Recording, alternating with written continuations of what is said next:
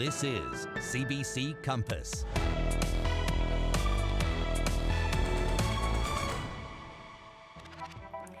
This is Thursday, March 5th. Here's what's happening now on Prince Edward Island.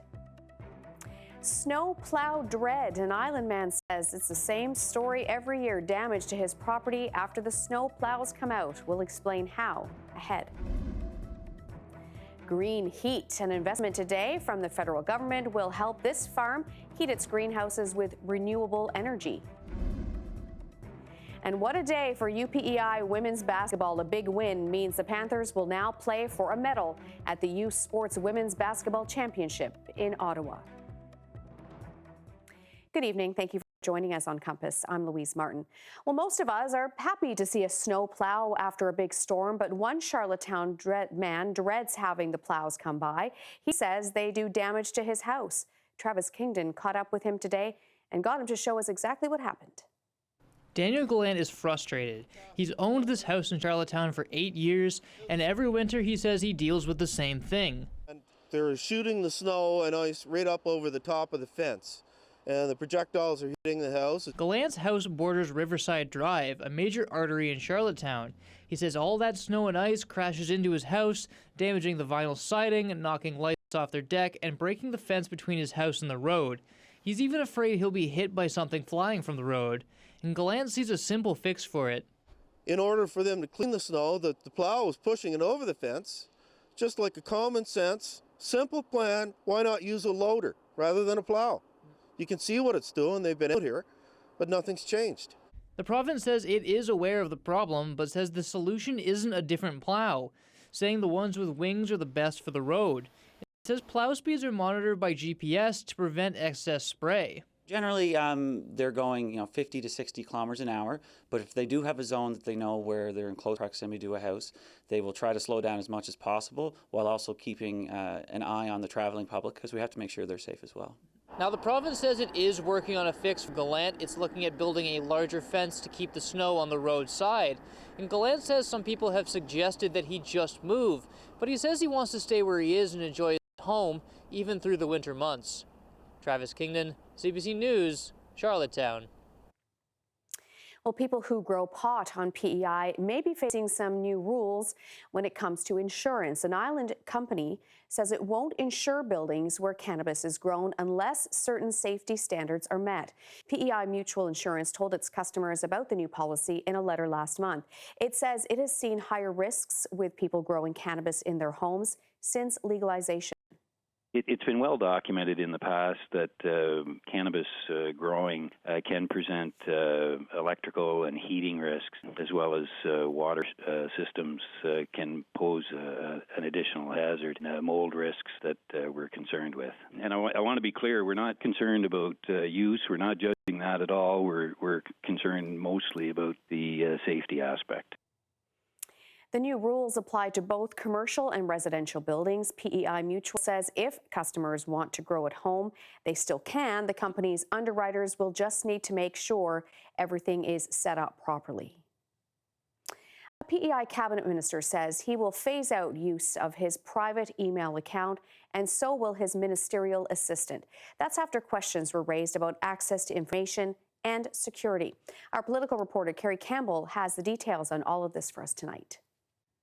Louise, this is what happened. An islander reached out to Education Minister Brad Trivers through the minister's Facebook page asking about government jobs. They got a reply back from the minister's assistant, but not using her government email address at gov.pe.ca, but rather using an email address that Brad Trivers created for his assistant through his personal webpage at bradtrivers.com. Now, that email was sent to us, along with concerns about whether doing this through a private email might allow someone in government to hide things from access to information. So here's the deal. When MLAs deal with constituency issues, those records are not available through Freedom of Information. But when cabinet ministers deal with government issues, then those are records that have to be retained and available for access requests. Now, Trevor says these private email accounts, he also uses one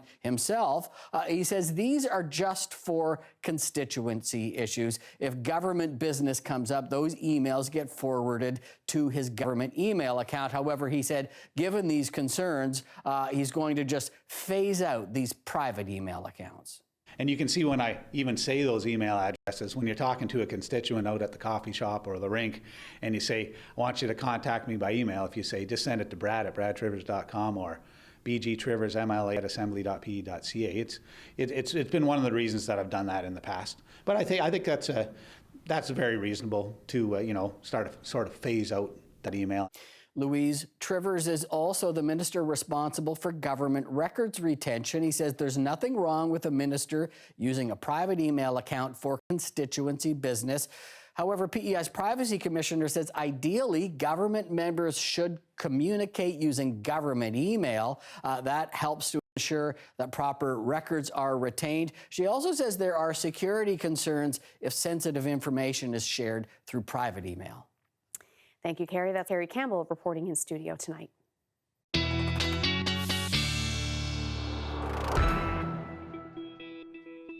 Well, he's back at it tonight on location in Pleasant Valley, featuring our last backyard rink of the season. And this rink is really, Jay, I understand, for the entire neighborhood. Yeah, this is for all the local kids. I think we have a sizable percentage of the local kids in the area. You guys like coming to this rink? Yeah, this is an awesome pad. Jerry McLean has been putting this rink together for over 20 years. We're going to chat with him in just a moment, but this is a pretty big rink, isn't it, guys? Yeah. All right, and did you guys like coming here? Yeah.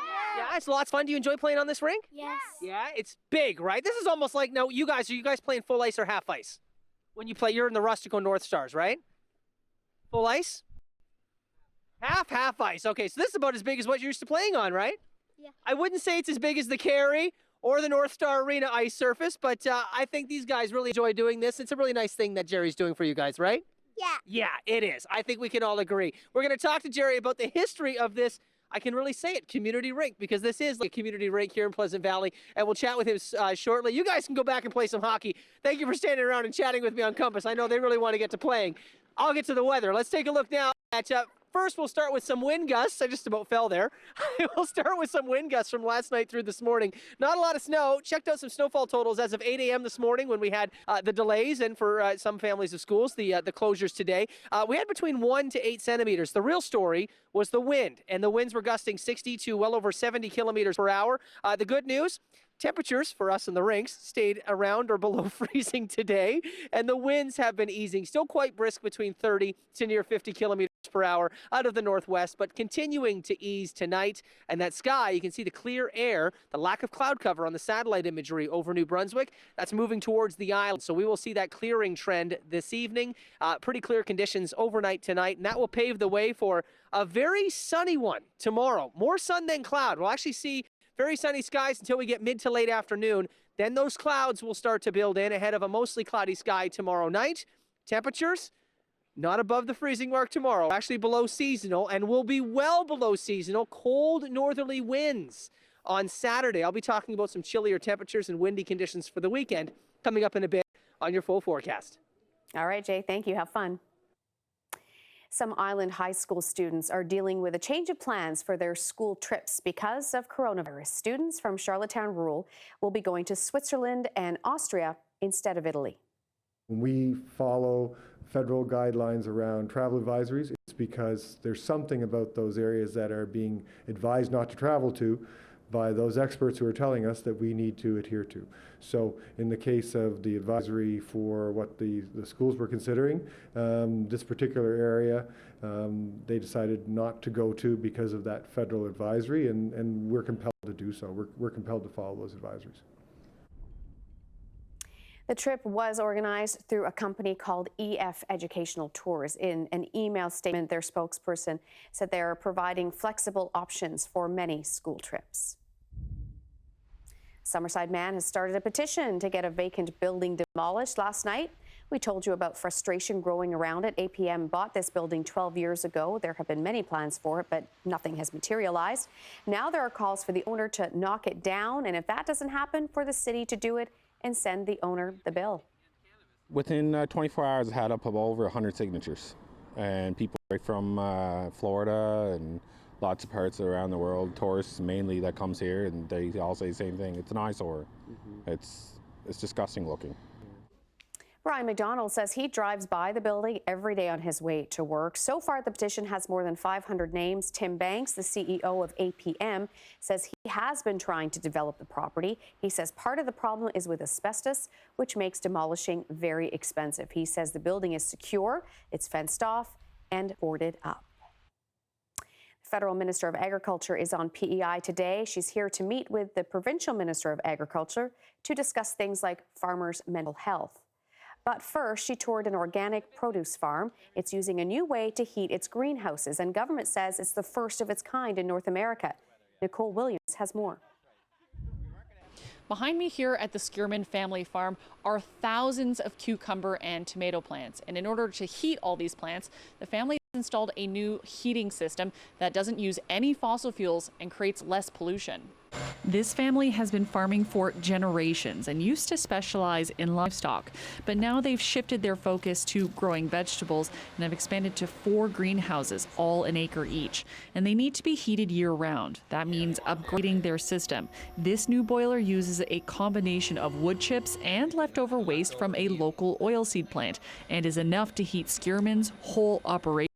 They do it in a much more efficient manner than our other boilers are, so we're gaining up over 90% efficiency on the boilers, where most existing biomass boilers are only probably about 60%. So we're able to get more heat of the biomass we put in it, and do it in a way that we can heat all of our greenhouses now. This type of technology is mostly in Europe. The boiler system installed here is from Austria.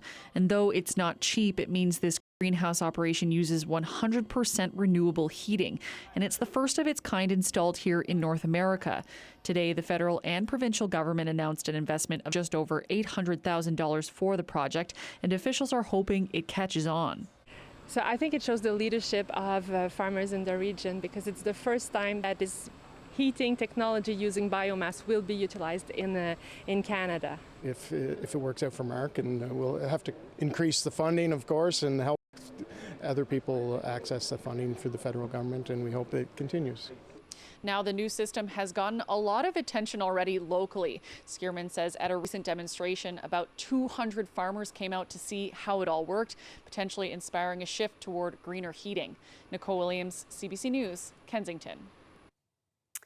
Well, a UPEI basketball player is the best in the country. Now, this is a huge honor for Jenna May Ellsworth.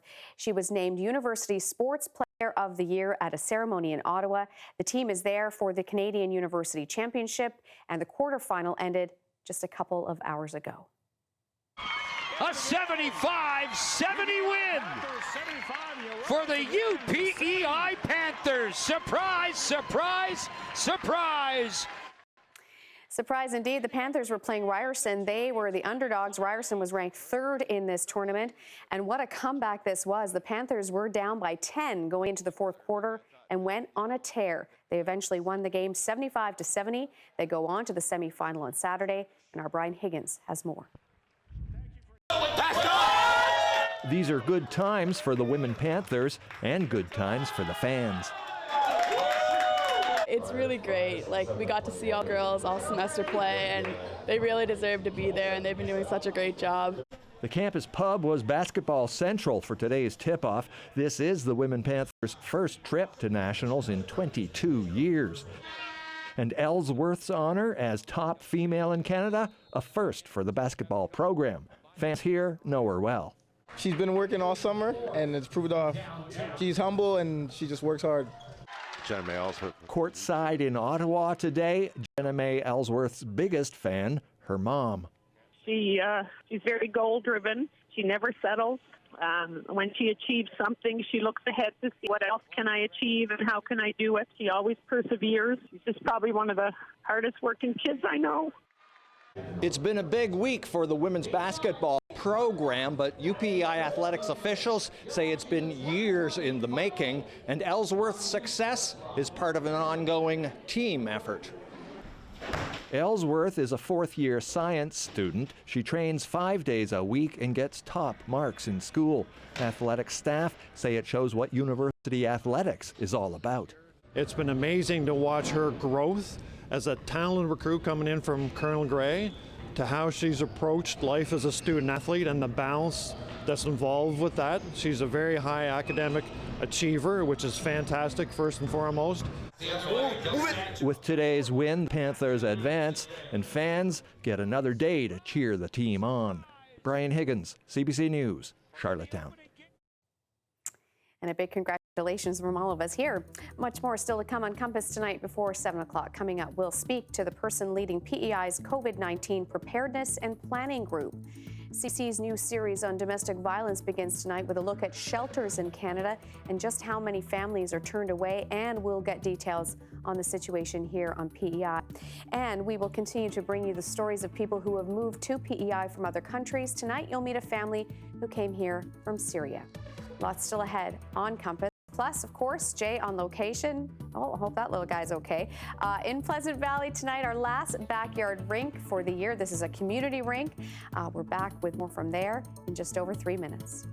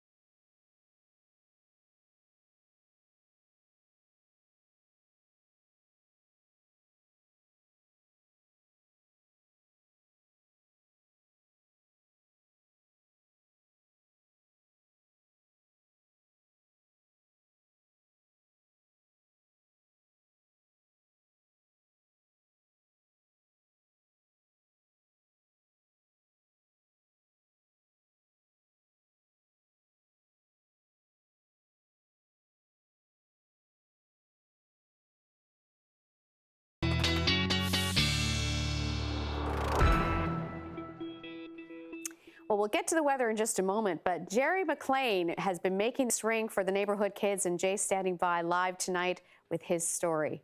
Hey, Jay. Yes, I've been saying over 20 years, Louise. Actually, it was 20 years ago you said you got the boards up. How long have you been doing the rink?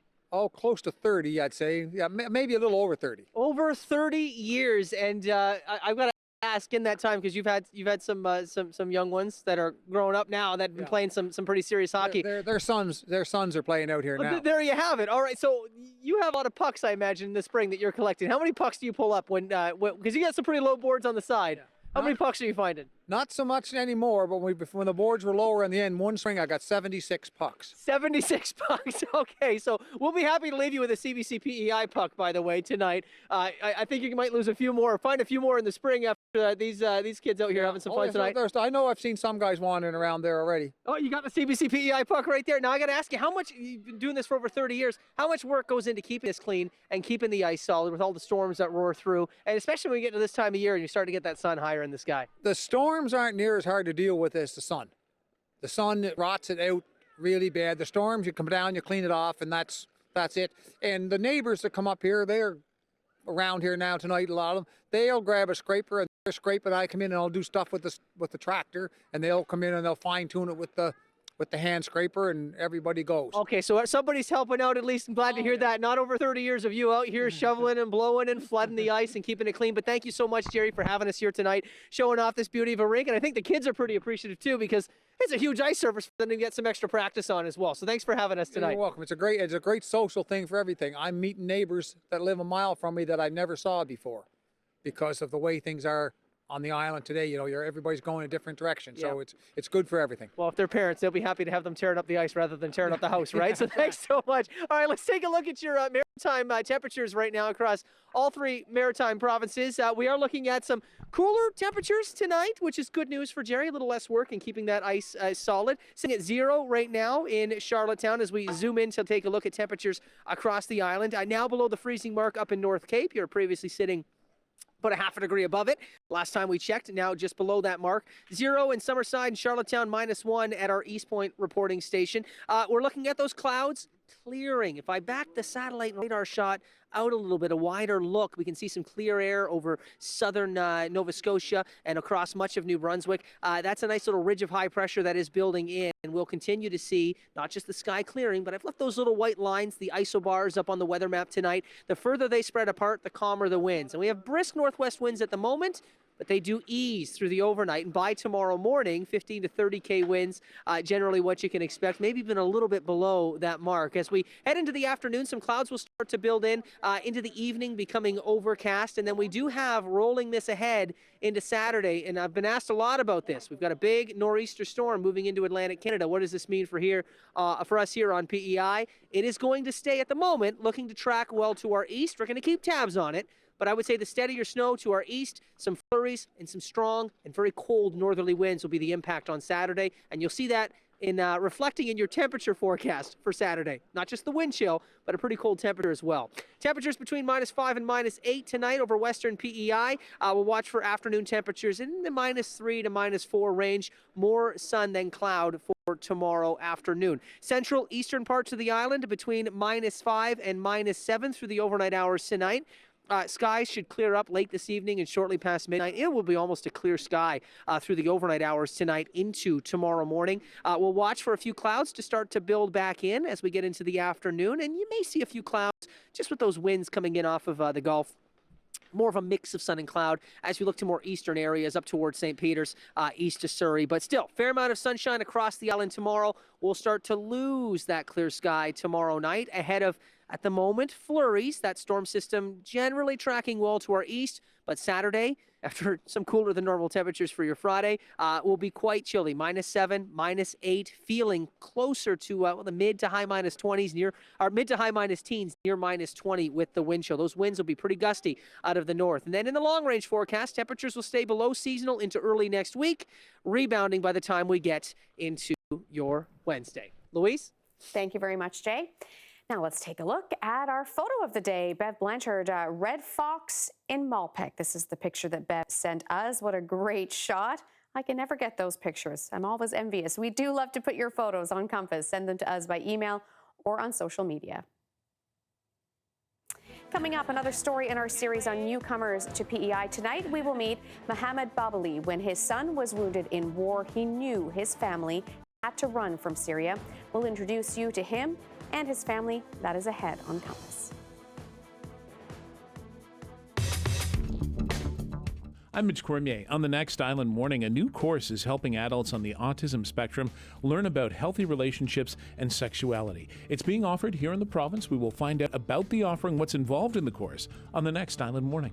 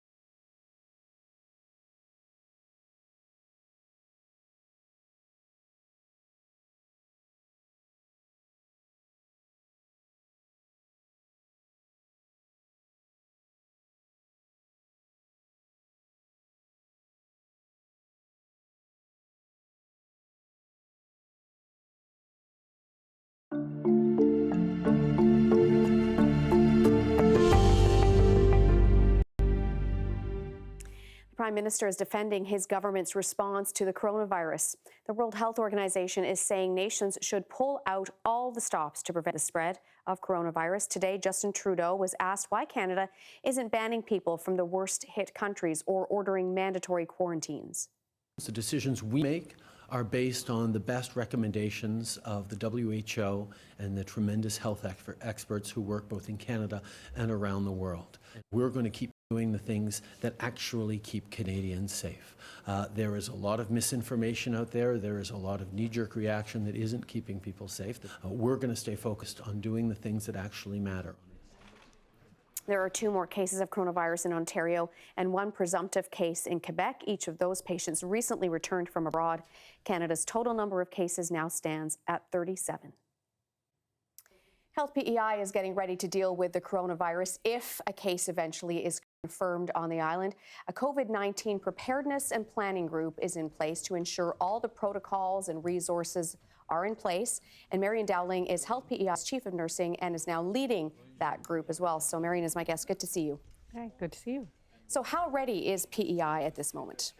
Well, we are ready. We're very fortunate that we've had previous experiences in the health system with H1N1, with SARS, with Ebola even. So really the preparedness happens between these types of events, and we face the flu season every year. Right. So we do have protocols in place and plans in place. With the coronavirus, though, we're at a level of enhanced monitoring now, watching the national scene, and the Chief Public Health Office is leading that for us with the provincial screening and following any cases or contact with other cases. So we really take our guidance from them, and across the country we've had great support and clear direction that's coming out frequently for us to be able to follow that. So we need to review our plans and protocols now as we're in that enhanced monitoring phase to make sure that we're ready if a case does come. So that enhanced monitoring phase, what does that mean, and how did we get to that? So enhanced monitoring is our level 1 of activation of our plan. And that means that we may act on certain parts of further planning for emergencies or playing out scenarios that might occur. And we look at our guides, and it's a good time for us to review our protocols, make sure we have supplies. All those types of things are in place. So supplies, you mentioned supplies. So go through some of those. I'm sure you've got a long checklist of preparations that you have to go through. Yes, and we actually have a group of people monitoring that from our materials management division, looking at our supply chain, and again, great connection and leadership nationally through the Public Health Agency of Canada and our infection prevention and control professionals on the island. So we have really good, knowledgeable, skilled professionals helping us. So we have those groups looking at all of our supplies for an influenza season are the same for coronavirus. So looking at our mask supply for healthcare providers, do we have the facilities available for staff to be fit tested for those specialized masks? And those things are in place. They are in place. Okay, yes. And what about ventilators? Because I understand those have been quite critical in other countries that have had cases. Yeah, when someone gets seriously ill, even with influenza, and that was part of what we looked at in our pandemic planning and preparing for H1N1, and in particular with SARS, because individuals were getting quite acutely ill with that, as they do with influenza. So we have a review of those, what we have in place. We've also been able to work through the Chief Public Health Office and the Public Health Agency of Canada to have established, it's called a NES mini clinic, which is a national emergency stockpile. Okay. That does have some of those supplies as well. So that's another tool now we have in our toolbox. It's actually located on PEI.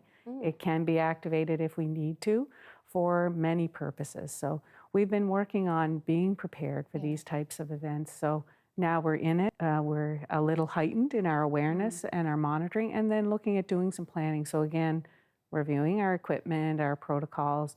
Are they ready and able to be enacted as we move them forward? And are they ready to be enacted? Should there be a case tomorrow? There are no cases on Prince Edward Island yet, and I understand the Public Health Office is still considered a low risk here. Yes. But should there be one, say tomorrow, what would be your message to Islanders?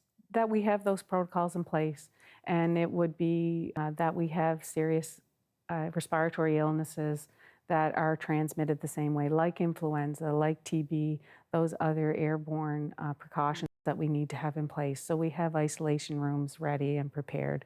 We do have them in place. So people need to feel that our health system is ready to receive that type of an individual and deal with their health needs, because we do see that and we prepare for it all the time. There seems to be a heightened fear with this because it's new, is that right? Exactly, and it is something that none of us have immunity for. We haven't been vaccinated. Many of us now have received the flu vaccine and been vaccinated against H1N1, so may not get as sick and have some level of immunity. This being novel or new means that none of us have been exposed. So, but also what we're hearing and seeing from other countries is the illness isn't as severe.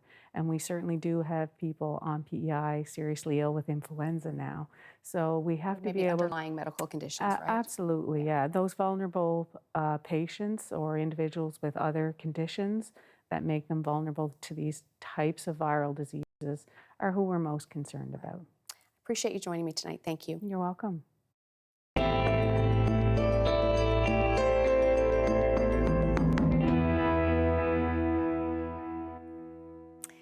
Well, we're starting a new series this week telling the stories of people who have moved to PEI from other countries. We're introducing you to immigrants who have come here to study, to work, and sometimes for their own safety. So the series is called I Live Here Now.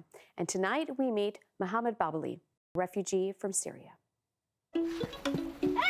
What I like about Canada is like putting my head up in the sky and eating some snow.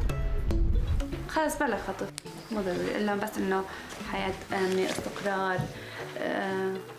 The life, it's better here. It's like it's better for kids, better learning, better school. My name is Muhammad Ali Babali. I'm from Syria. My name is Altaf Batinishki. My name is Mohammed Mehdi Babli. Hi, my name is Amal. My name is Yusra. I am from Syria, and now I live here now.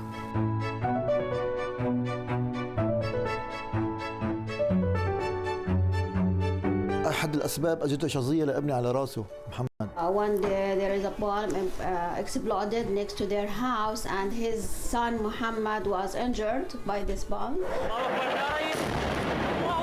It's more safe. It's like here. Like when I wake up, there's like no sounds of like people screaming in the morning, stuff like that. There's a lot of people that when they wake up, they found their child's dead. I miss for mom and sister and brother. A lot of like war. Yeah, there's no fun there. They said they want to go to Canada, and then their wishes came true, and then they're here now. A lot of people that told my dad Prince Edward Island, it's like the best island that you can go to.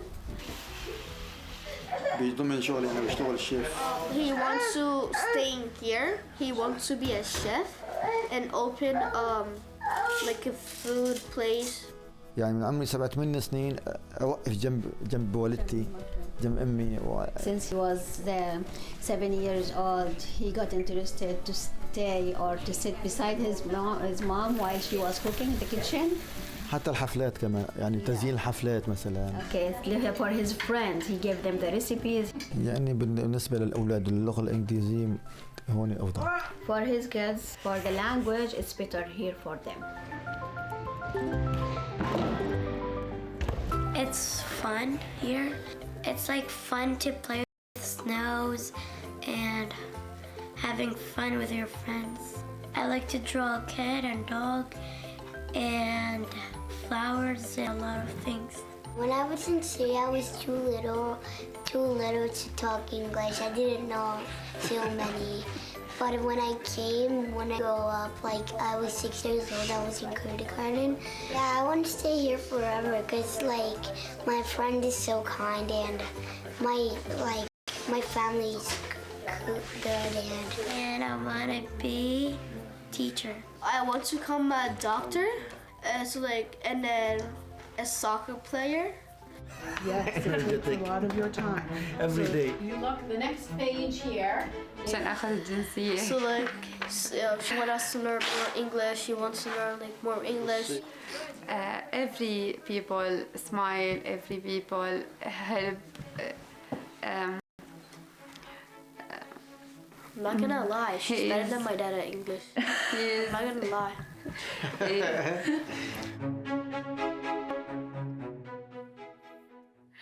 Well, you can read more about Mohammed's story, about his journey to Syria, more on his family and his love of PEI. That's all online at cbc.ca/PEI, and we'll have more stories in the weeks ahead as well. Beautiful story and a beautiful rink to show you now, live in Pleasant Valley. That is where Jay Scotland is on location tonight. You can see this is a neighborhood rink that's been going on now for some 30 years. More from Pleasant Valley a little bit later.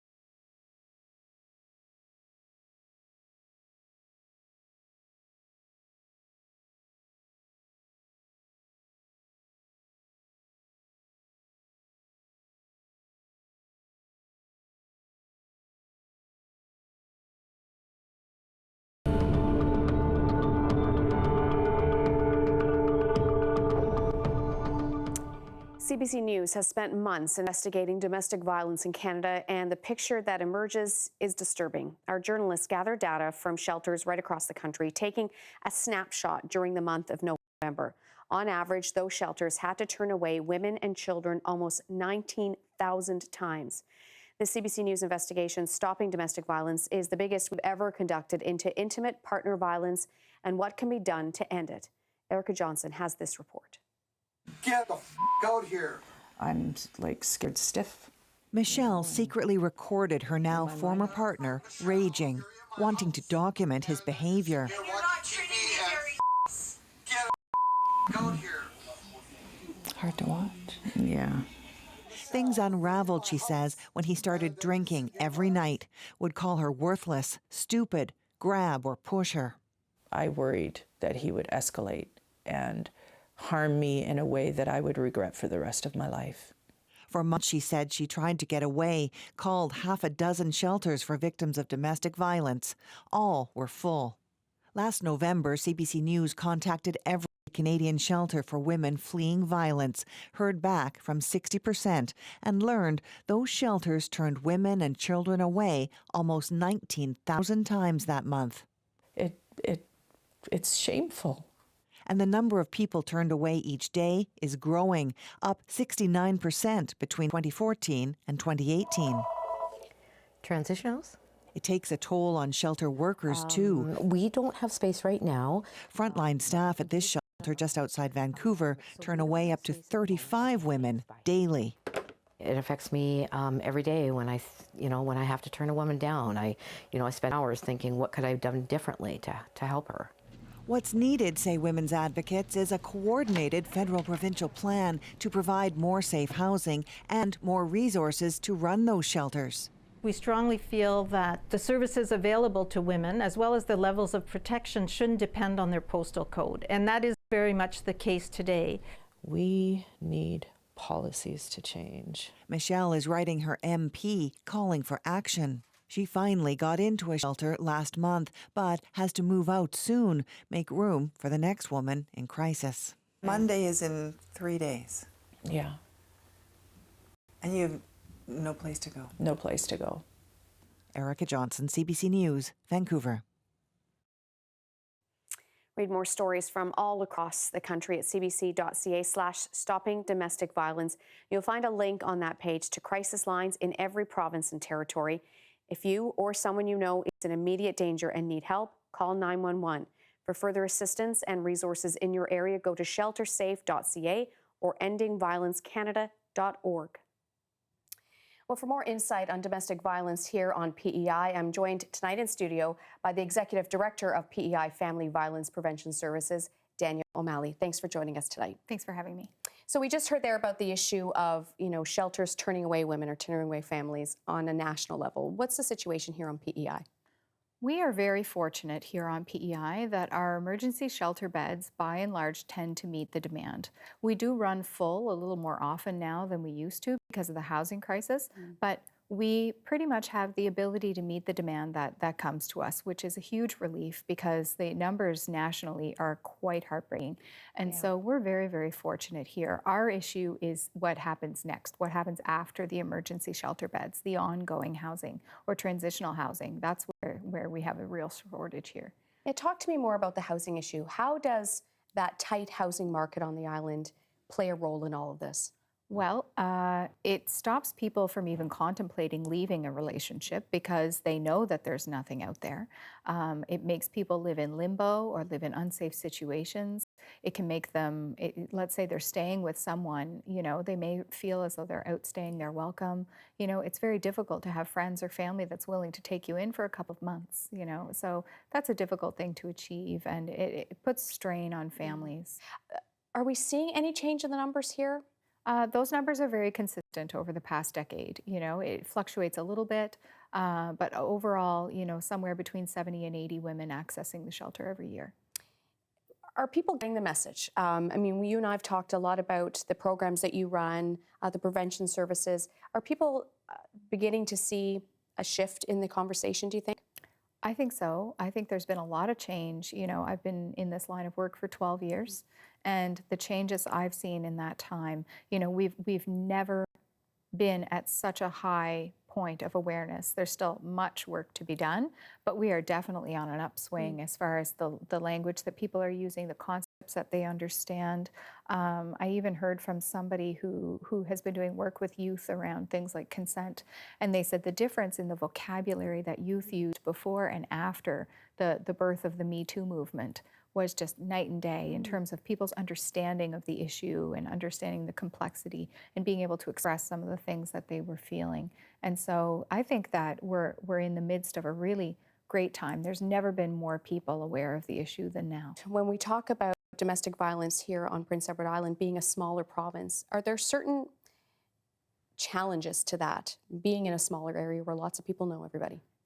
Lack of privacy, right? So it's very difficult for people to feel as though they might tell somebody something that happened to them and worry that word might get around, or they might leave and move into one of our transitional housing units and feel that everybody now knows what their situation is because everybody knows where those units are. So the lack of privacy is a big one because there's a lot of shame, there's a lot of stigma, and people just really, even if they don't feel ashamed, they just really just don't want other people knowing their business. So how do you get past that?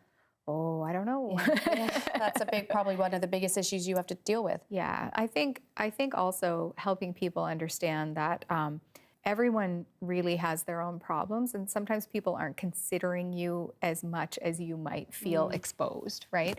And it certainly feels that way, right? You feel like everybody's Like you're completely on display, but everyone else worries they're on display for some other reason. Like, and things blow over very quickly. Like everybody might be talking today about your separation, but tomorrow maybe not so much. And so it's to keep it in perspective that you might feel exposed, but it's for a limited amount of time, and it's still important that you take the steps to get out of that relationship. Thank you for coming in. I appreciate it. Oh, thanks very much. Yeah, such an important conversation. And tomorrow we'll have a story from here on PEI about a program that's unique to this province, designed to help keep women safe from their abusive former partners. And as we go to break, here's a preview. My name is Kelly McCauley. I was in an abusive relationship for 20 years and survived. I wasn't safe, I was scared I was going to die. Circles of Safety helps protect women who are at high risk of being killed by their partners. You're a brave girl. Thank you. Being safe has taken on an entirely different meaning. Those poor women, they didn't deserve to die, and I got a second chance.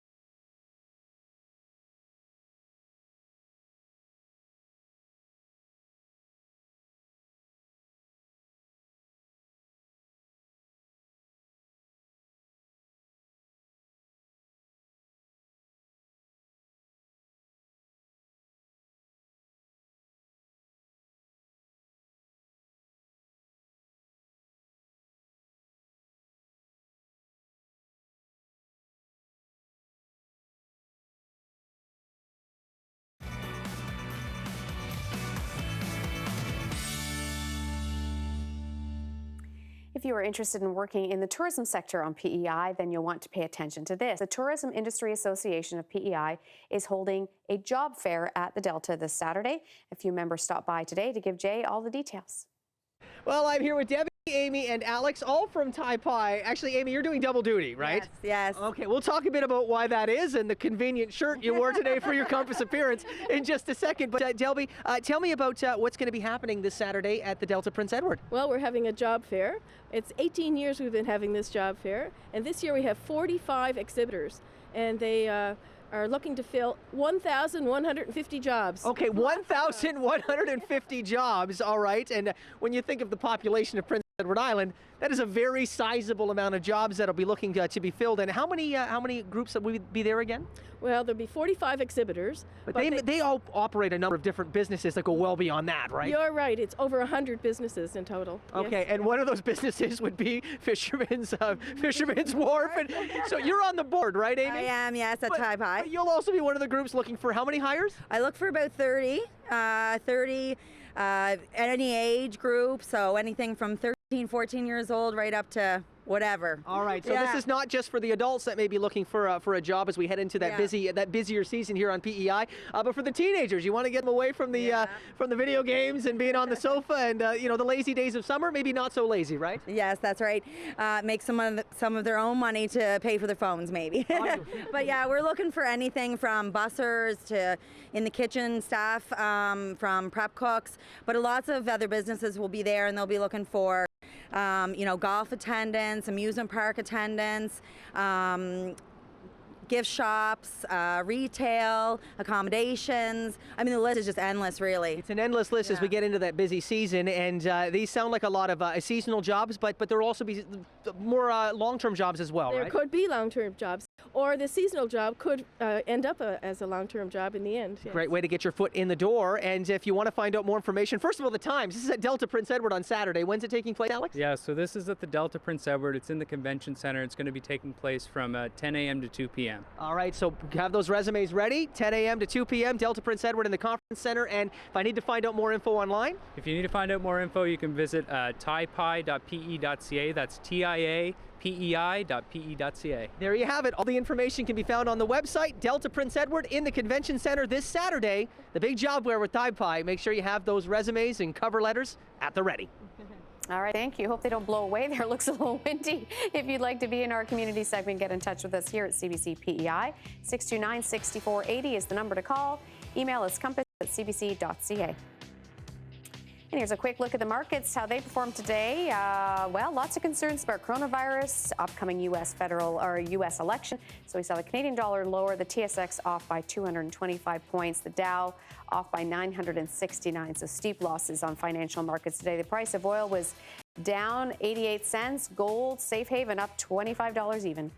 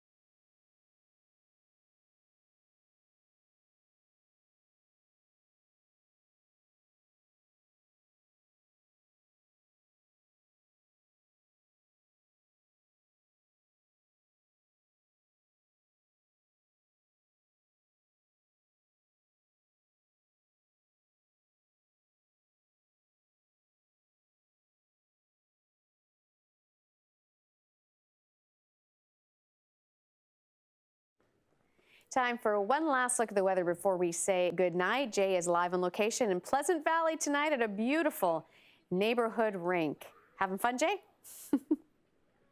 I am. It's starting to get a little cool. I'm not going to lie. Actually, we have a fire that Jerry put together off to the side here, and I've been standing next to that. So it's not just been, some hockey, some skating, a backyard rink, but we've also had a bit of a camp experience tonight with a campfire. We just need to get some marshmallows, Jerry. I'm just going to throw that out there. All right, let's take a look at... No, he's not running to get the marshmallows. Just for the record. You know how much I love eating on camera. Not going to happen tonight. All right, let's take a look at your day planner forecast for tomorrow. And it's going to be a course correction, so to speak. We're going to see Mother Nature bringing those temperatures not just back to reality. Actually, today was pretty close to seasonal averages. We should be between 0 and -1 for a typical afternoon temperature, getting up close to the freezing mark now. We'll be below that mark between 2 to 4 degrees tomorrow. So afternoon temperatures topping up between -2 and -4. Those winds, pretty brisk at the moment out of the northwest. We're going to watch for those to stay in the 20 to 40K range overnight, and likely seeing some gusts near 30 in the morning tomorrow, but really winding down through the afternoon. More sun than cloud, actually almost uninterrupted sunshine in the morning, but as we get through the afternoon, those clouds will be start to building. So you can see by 4 o'clock, a mix of sun and cloud is what you can expect, and then cloudier conditions will continue to develop as we get into the evening hours. Now, a lot of folks have been asking me about a big nor'easter, seeing talk online about a big nor'easter affecting Atlantic Canada for the weekend, for Saturday. At the moment, the track of that is well to our east. That being said, blowing snow could be an issue, even with just lighter flurries in the forecast for Saturday here on PEI, with strong northerly winds and cooler temperatures. So we'll keep our eye on the track of that system, and I'll have an update for you tomorrow. Right now, I'm going to get some skating in before, my feet turn to even more solid blocks of ice here. All right, thanks, Jay. Thank you to Jerry for inviting us, and good night, PEI.